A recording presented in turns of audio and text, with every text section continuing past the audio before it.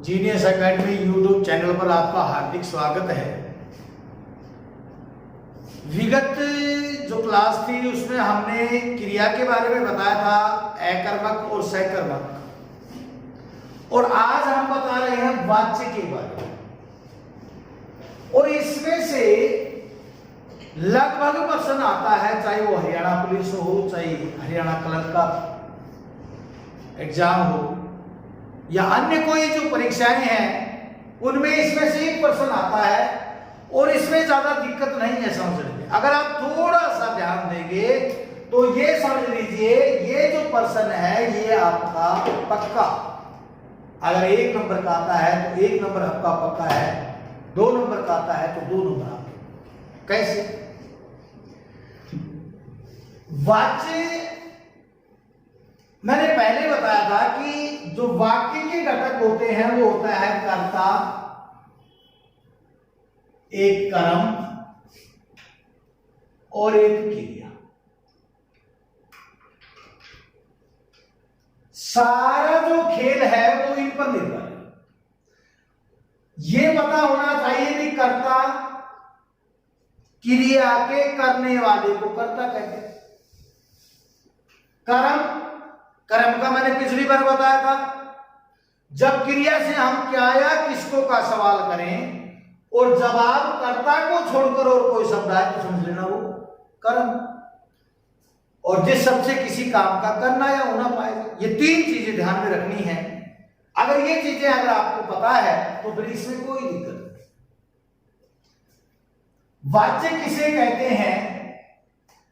क्रिया के जिस रूपांतर से, यानी कि क्रिया के रूप से हमें ये पता चले कि इस वाक्य में कर्ता प्रधान है, कर्म प्रधान है या भाव प्रधान, उसे हम कहते हैं वाच्य। प्रधान का मतलब अगर क्रिया कर्ता के लिंग वचन के अनुसार आ रही है तो उसमें कर्ता प्रधान है। अगर कर्म के अनुसार क्रिया आ रही है, यानी कि क्रिया का स्त्रीलिंग कर्म के अनुसार है तो कर्म वाच्य। और किसी वाक्य में ना कर्ता के अनुसार ना कर्म के अनुसार तो वो क्या है? भाववाच्य।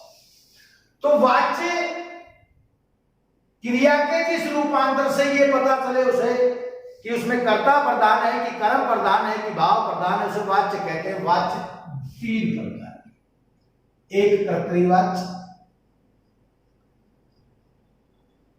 दूसरा है कर्मवाच्य और तीसरा है भाववाच्य। ध्यान से सुन ले, 3 भेद हैं, कर्तृवाच्य, कर्मवाच्य और भाववाच्य। लेकिन मान लीजिए यही प्रश्न आ जाए कि वाच्य के कितने भेद हैं, ऑप्शन में कहीं भी 3 नहीं, तो फिर हमें क्या करना है? इसके 2 भेद होते हैं, एक कर्तृवाच्य और दूसरा होता है अकर्तृवाच्य। यानी कि 2 भेद भी होते हैं, 3 भी होते हैं। कर्तृवाच्य में कर्ता की प्रधानता होती है, कर्मवाच्य में कर्म की प्रधानता होती है और भाववाच्य में भाव की प्रधानता होती है। कर्तृवाच्य इसमें अगर करें तो कर्ता की प्रधानता, अकर्तृवाच्य वाक्य होते हैं उनमें कर्ता की प्रधानता नहीं होती, कर्म की और भाव की प्रधानता। इसके 2 भेद हैं, एक कर्मवाच्य और एक भाववाच्य। अगर अकर्तृवाच्य के भेद पूछ ले तो कर्मवाच्य और भाववाच्य। अब हम चलते हैं असली बात। अब सुनिए, मैंने बताया कि क्रिया के करने वाले को क्या कहते हैं? कर्ता। जैसे मान लीजिए वाक्य लिखा मैंने, राम पुस्तक पढ़ता है, एक वाक्य लिखा। और मैंने ये भी बताया था कि आप एक खोजी हो, आप शब्दों के साथ खेलना शुरू कर दीजिए, आप बात अपने आप बन जाए। क्योंकि एक वाक्य में एक शब्द कभी वो कारक के रूप में पूछ ले, संज्ञा के रूप में पूछ ले, किसी रूप में पूछ सकता है। अब जैसे मान लीजिए राम पुस्तक पढ़ता है, इसमें 3 पद हैं, एक राम, एक पुस्तक और एक पढ़ता है। क्रिया है पढ़ता है, को करने वाला है नाम। मैंने क्रिया से पूछा क्या पढ़ता है, जवाब आया पुस्तक। जब क्या और किसको का सवाल करेंगे, जवाब में कर्ता को छोड़कर और कोई शब्द आए वो तो होगा कर्म। इस वाक्य में 3 पद हैं, ये कर्ता, ये कर्म और ये क्रिया। अगर आपसे पूछ ले क्रिया है कर्मक सकर्म, तो भाई कर्म है तो सकर्मक सकर्मक है क्रिया। दूसरी, ये जो राम है ये पुल्लिंग है, एक वचन है।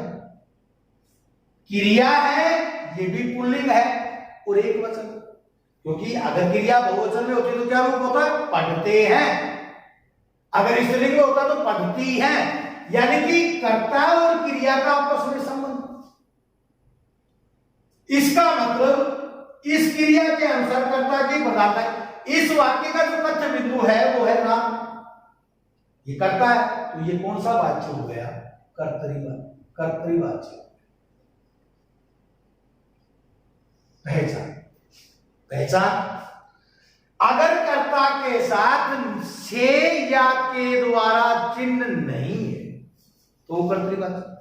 अगर कर्ता के साथ से या के द्वारा चिन्ह लगा हुआ है तो आपको हिसाब लगाना है कि वो या तो कर्मवाच्य है या फिर वो भाववाच्य।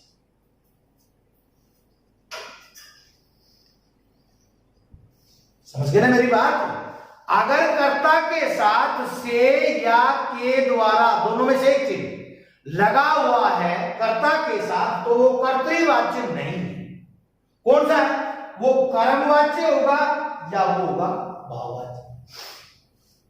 अब दूसरी बात, भाई मान लीजिए मैंने ये लिख दिया राम से पुस्तक पढ़ी जाती है, ये वाक्य दीजिए। मैंने आपसे पूछा कि ये कौन सा वाक्य है, तो सबसे पहले आपके दिमाग में कर्ता राम है, राम के साथ से चिन्ह लगा हुआ है, या मैं इसको ये भी कर सकता हूं राम के द्वारा पुस्तक पढ़ी जाती है। आपके दिमाग में आया से या के द्वारा चिन्ह लगा हुआ है, इसका मतलब ये कर्तृवाच्य नहीं है, तो क्या है, यह कर्मवाच्य है या ये भाववाच्य। फिर इन दोनों में से फैसला करना है कि कर्मवाच्य है या भाववाच्य। तो आपसे पूछना है क्रिया से क्या पढ़ी जाती है, पुस्तक। तो इसका मतलब इसमें कर्म है तो फिर ये कर्मवाच्य है। अगर इसमें कर्म नहीं होता तो ये क्या होगा, भाववाच्य। दूसरी बात, ये चीज आपको समझनी कि भाई कर्ता के साथ से या के द्वारा चिन्ह है तो वो कर्तृवाच्य नहीं है, फिर क्या होगा, कर्मवाच्य या भाववाच्य। कर्मवाच्य में कर्म होना जरूरी है और भाववाच्य में कर्म नहीं होता। अब जैसे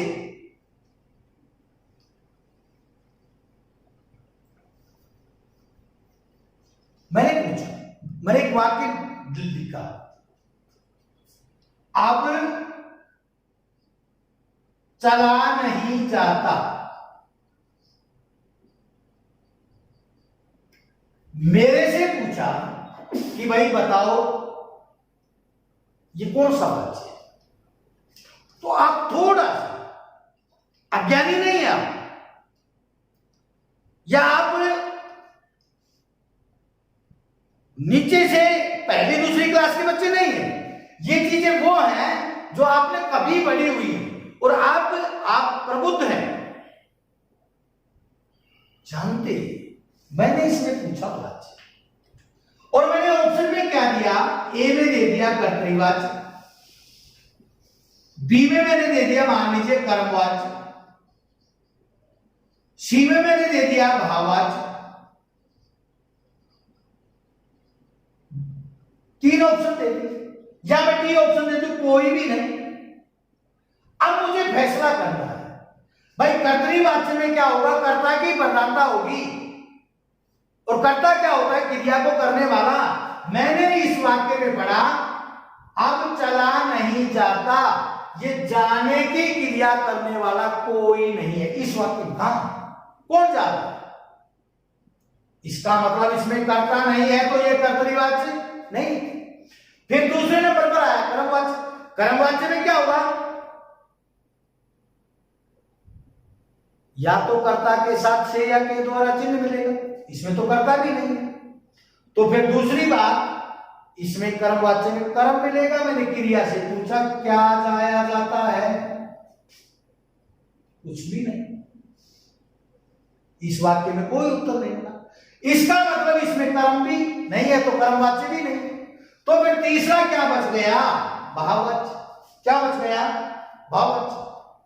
इस तरह से ये 1 नंबर का प्रश्न आएगा। अगर आप थोड़ी सी भी इस बुद्धि का प्रयोग करेंगे तो ये जो प्रश्न है 1 नंबर का, ये समझ लीजिए आप इसको कभी भी गलत नहीं करेंगे। और सुन लीजिए, जैसे मान लीजिए मैंने लिखा राम से मैदान में दौड़ा जाता है।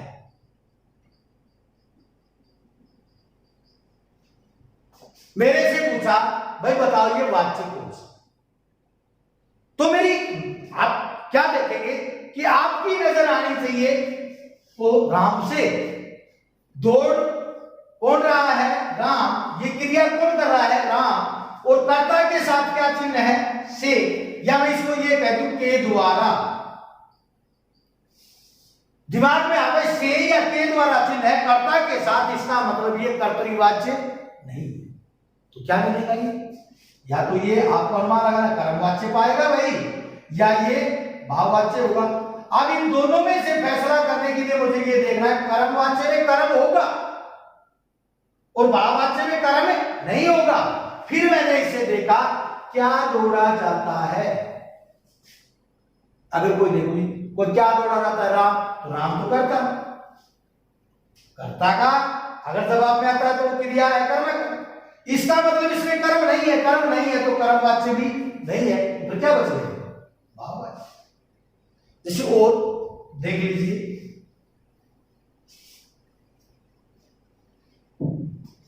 गर्मियों में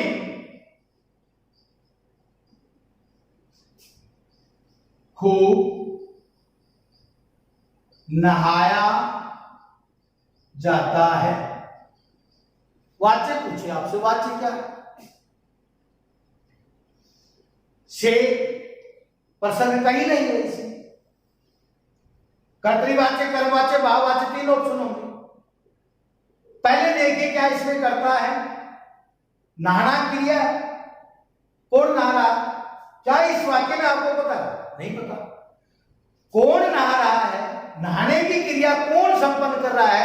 इस वाक्य से मुझे उत्तर नहीं मिला। इसका मतलब इसमें कर्ता नहीं। कर्ता नहीं है तो कर्तरीवाच्य भी नहीं। अब क्या मिलेगा? ये कर्मवाच्य या भाववाच्य, इसमें से फैसला करना है। तो कर्मवाच्य में क्या मिलेगा आपको? कर्म मिलेगा। मैंने पूछा क्या नहाया जाता है, कोई उत्तर नहीं आया। इसका मतलब ये कर्मवाच्य भी नहीं। तो फिर क्या है? ये भाववाच्य। जैसे और देख लीजिए,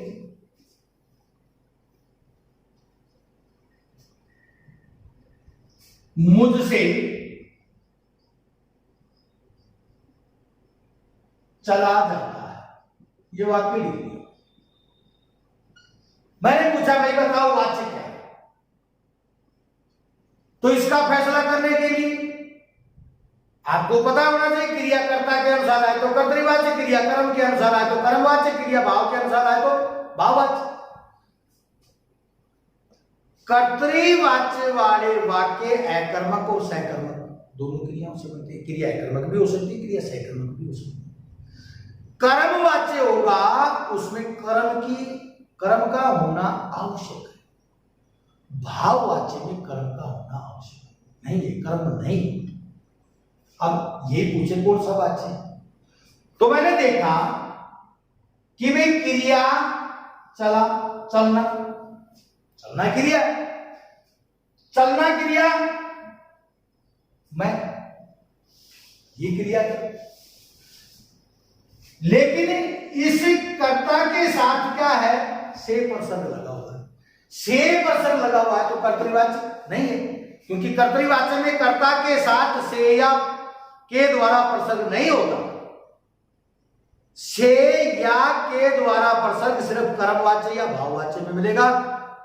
अगर से या के द्वारा प्रसर्ग है, कर्मवाच्य होगा तो उसमें कर्म होना चाहिए, कर्म नहीं है और कर्ता के साथ से या के द्वारा प्रसर्ग है तो फिर वो क्या है, भाववाच्य। मैंने कर्ता के साथ से प्रसर्ग तो इसका मतलब कर्तृवाच्य नहीं। मैंने पूछा क्या चला जाता है, तो कुछ भी नहीं आया। अगर अप्रत्यक्ष रूप से देखें तो मुझ, लेकिन ये तो कर्ता है, इसका मतलब इसमें कर्म नहीं है। कर्म नहीं है तो ये कर्मवाच्य नहीं है, कर्मवाच्य नहीं है तो फिर ये क्या है, भाववाच्य। क्योंकि कर्तृवाच्य में कर्ता के साथ से या के द्वारा प्रसर्ग नहीं होता। से या के द्वारा प्रसर्ग कर्ता के साथ कर्मवाच्य या भाववाच्य में होता है। कर्मवाच्य में कर्म की प्रधानता, भाववाच्य में कर्म नहीं। अगला देखिए, जैसे मान लीजिए आपसे पूछा पक्षी आकाश में उड़ रहे हैं, एक वाक्य लिख दिया। पूछा आपसे ये कर्तृवाच्य है, कर्मवाच्य या भाववाच्य, ऑप्शन तीनों मिलेंगे। मैंने इस वाक्य को पढ़ा, मेरी सबसे पहले नजर गई क्रिया पर। क्रिया क्या है, उड़ना। इस क्रिया को करने वाला कौन, पक्षी। इसका मतलब ये क्या है, कर्ता। अब पहली बात, कर्ता के साथ से या के द्वारा प्रसंग नहीं है, नहीं है तो क्या है, कर्तृवाच्य। अब अगर आपसे ये कहिए कर्तृवाच्य तो इसको कर्मवाच्य में बदलो या इसको भाववाच्य में बदलो, तो किस में बदलूंगा, कर्मवाच्य में या भाववाच्य में? ये आपसे जवाब पूछ ले कि बताओ इस वाक्य को कर्मवाच्य में बदलेंगे भाववाच्य में? तो मैंने देखा कर्मवाच्य में तो बदलेंगे जब उस वाक्य में कर्म होगा। मैंने पूछा क्या उड़ रही, जवाब क्या है, पक्षी। लेकिन पक्षी तो करता है, करता है। क्रिया के व्यापार का बल किस पर पड़ा, कर्ता पर। इसका मतलब इसमें कर्म नहीं है। कर्म नहीं है तो इसको हम कर्मवाच्य में कहां बदलेंगे? जब कर्म ही नहीं है तो कर्मवाच्य में नहीं बदल सकते, तो फिर किसमें बदलेंगे, इसको भाववाच्य में बदलेंगे। कैसे, पक्षी से आकाश में उड़ा जाता है। यहां कर्ता के साथ से या पक्षी के द्वारा आकाश में उड़ जाता है, कर्ता के साथ से प्रसंग लगा दिया, उड़ा जाता है। ये क्रिया क्या उड़ा जाता है, कुछ भी नहीं, इसका मतलब इसमें कर्म नहीं है, ये भाव। दूसरी बात, ये कर्तृवाच्य है। अगर इसको भाव वाच्य परिवर्तन करें इसका, तो आपको दो चीजों का ध्यान रखना, मोटे रूप में, गहराई में नहीं जाऊंगा। कर्ता के साथ से या के द्वारा चिन्ह लगाना नंबर एक बात। दूसरी बात, क्रिया जिस काल में है उसी काल में होगी। जैसे अगर मैं ये कहूं पक्षी से आकाश में उड़ा जाता है तो गलत हो जाएगा, तो गलत हो जाएगा। या पक्षी से आकाश में उड़ा जाएगा तो भी गलत हो जाएगा, क्योंकि उड़ रहे हैं तो पक्षी से आकाश में उड़ा जा रहा है, ये ठीक। अगर ये होता पक्षी आकाश में उड़ते हैं तो फिर ये होता पक्षी से आकाश में उड़ा जाता है। पक्षी आकाश में उड़ेंगे तो फिर ये होगा पक्षी से आकाश में उड़ा जाएगा। ये वाच्य था, इसमें ज्यादा दिक्कत की बात नहीं थी। अगर आप थोड़ी सी बात समझेंगे तो आपको ये अच्छी तरह से समझ में आ जाएगा। फिर भी कोई दिक्कत हो तो मैं यही हूं, फिर संपर्क। धन्यवाद।